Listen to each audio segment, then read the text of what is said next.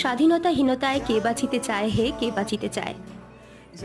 আজকের দিনে দাঁড়িয়ে এই লাইনটা প্রত্যেকটা মুহূর্তে মনে পড়ছে। আজকে 15ই আগস্ট, 78তম স্বাধীনতা দিবস। কিন্তু স্বাধীনতা নিয়ে যে প্রশ্নটা উঠছে সেটা বোধহয় আমাদের সবারই জানা।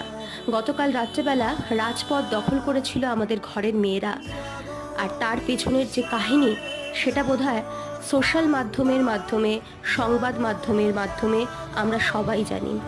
Hello everyone, welcome back to my channel. আমি Payel and you are watching Mitra lifestyle blog.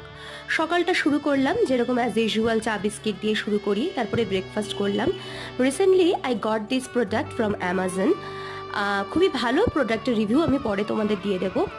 লাঞ্চে আজকে ছিল সিম্পল মেনু।